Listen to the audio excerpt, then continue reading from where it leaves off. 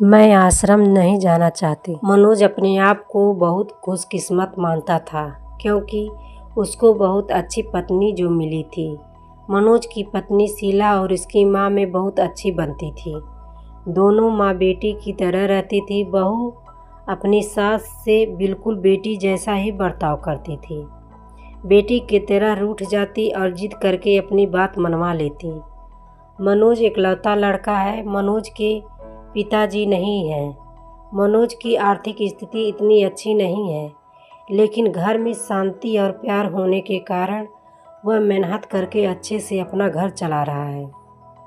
साथ ही माँ और पत्नी से इतना अच्छा सपोर्ट मिलने के कारण उसे बहुत मदद मिलती है।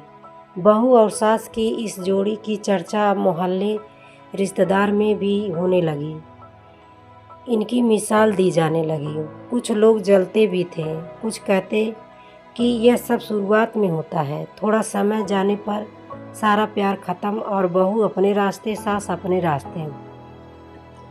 सब कुछ अच्छा ही चल रहा था कि लेकिन एक सुबह मनोज की माँ मनोज को जोर से चिल्ला कर उसके कमरे से बाहर बुलाती है। मनोज पूछता है, क्या हुआ माँ, क्यों चिल्ला रही हो? मनोज की माँ बोलती है कि तेरी पत्नी को समझा ले, अब बस बहुत हो गया। इतने दिन चुप रही, लेकिन अब मुझसे नहीं होता। वो हर बात मुझसे जिद करती है। माँ ने शायद ही इतनी जोर से अचानक चिल्लाया होगा। इतने में बहू भी कमरे से आकर माँ से पूछती है, क्या हुआ माँ जी, आप क्यों परेशान हैं? माँ कहती है, तू चुप कर, मुझे तुमसे बात नहीं करनी। बहू कहती है, क्या हुआ, मुझसे कुछ गलती हुई क्या? माँ बोलती है कि तू अपना ये नाटक बंद कर और मुझे अब तेरे साथ नहीं रहना। माँ कहती है, बेटा तू मुझे गांव छोड़कर आ। बेटा बोलता है, वहाँ कौन है और वहाँ क्या करोगी?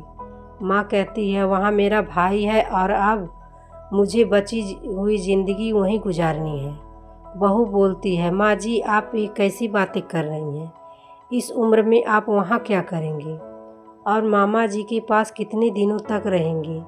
हमसे कुछ गलती हुई है तो बताएं। माँ बोलती है, तू तो मुझसे बात मत कर। तेरी माँ मैं नहीं हूँ। तेरी माँ वो है जिसने तुझे जन्म दिया, पर तुझे कुछ सिखा नहीं पाई। बहू को थोड़ा बुरा लगा। माँ जी आप ये क्या कुछ बोल रही हैं? आपकी तबीयत तो ठीक है? बेटा बोलता है, माँ तुम आराम करो, हम शाम को बात करेंगे। माँ एकदम जिद पर अड़ जाती है, मुझे अभी गांव छोड़कर आ, अब मुझे यहाँ नहीं रहना। मनोज और उसकी पत्नी को कुछ समझ नहीं आता, लेकिन माँ जिद पर अड़ी रहती है तो मनोज को उनकी बात मानना पड़ता है और उन्हें गांव छोड़कर आना पड़ता है। घर आकर फिर वो अपनी पत्नी से बात करता है और उसे पूछता है कि तुमने उन्हें कुछ कहा क्या जो माँ जी इतनी बिगड़ गई? शीला बोलती है, इस उम्र में अक्सर यह होता है, चिड़चिड़ापन आ जाता है। हम 2 दिन बाद माँ जी को वापस ले आएंगे, आप चिंता मत करें। 2 दिन बाद फिर बेटा और बहू दोनों गांव जाते हैं और बहू को देखते ही माँ फिर से चिढ़ जाती है। कहती है, तेरी हिम्मत कैसे हुई मेरे सामने आने की? मैं मर जाऊँ तब भी तू मेरे पास मत आना, मुझे हाथ मत लगाना। बहू को यह सुनकर जोर से रोना आ जाता है। वो रोते हुए कहती है कि आप यह क्या अनाप शनाप बोल रही हैं? मैंने ऐसा क्या कर दिया जो आप इस तरह नाराज़ हो गई? माँ जी वहाँ से उठकर कमरे में चली जाती हैं और दरवाज़ा अंदर से बंद कर लेती हैं। मामा जी भी उन्हें समझाते हैं, लेकिन वो नहीं मानती। बेटा और बहू वापस अपने घर आ जाते हैं। बहू अपने कमरे में बैठी रोती रहती है। मनोज भी कुछ समझ नहीं पाता। माँ जी को गए अब 15 दिन हो गए। इतने दिन तक उनसे दूर न बेटा रहा न बहू। मनोज की पत्नी उन्हें फिर गांव जाने को कहती है और कहती है, जैसा मैं बोलूं वैसा जाकर कहना। मनोज जाता है और माँ को कहता है, माँ तुम्हारी बहू सीढ़ी से गिर गई और 5 दिन से तुम्हें याद कर रही है। माँ एकदम से बोलती है, क्या 5 दिन और तू अब बता रहा है? वो फटाफट तैयार होकर मनोज के साथ वापस आती है। साथ में मामा जी भी आते हैं। माँ घर पहुंचकर जोर से पुकारते हुए दरवाजे से आती हैं।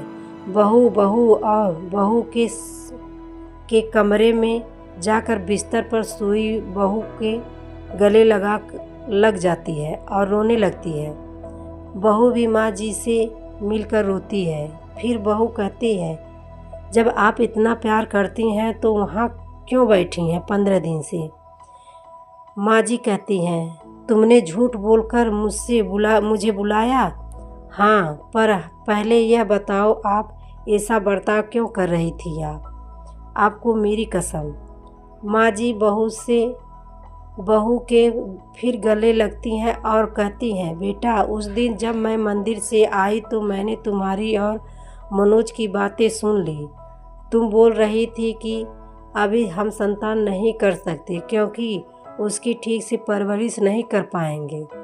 मैं तुम दोनों पर बोझ बन गई। मेरी वजह से तुम ना जाने कितनी चीज़ों से समझौता कर रहे हो। इसलिए मैंने यह नाटक किया ताकि तुम दोनों यहाँ रहो, अपनी ज़िंदगी और अपने सपने और अपने बच्चे को इस दुनिया में ले आ सको। मैं अब कितने दिन रहूँगी? बहू और मनोज दोनों भी माँ जी की बातें सुनकर रोने लगे। बहू बोलती है, अगर आप दोबारा ऐसा करेंगी तो हम कभी अपनी संतान नहीं करेंगे। आप हम पर बोझ नहीं हैं। माँ जी एक बात बताएं, क्या आपको हम बोझ लगते हैं?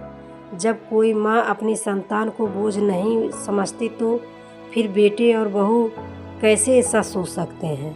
और जो ऐसा सोचते हैं वो अच्छा इंसान नहीं। मनोज कहता है, माँ अब तुम भी यही रहोगी और समय आने पर दादी भी बनोगी। पुराना परिवार तोड़कर नया परिवार नहीं बनता, सबको साथ लेकर बनता है। साथ रहेंगे तो सब अच्छा होगा। फिर माँ जी वहीं अपने बेटा और बहू के साथ फिर रहने लगे। आपको ये कहानी कैसी लगी हमें कमेंट करके ज़रूर बताएं। इसी तरह की अच्छी कहानियाँ यहाँ सुन सकते हैं।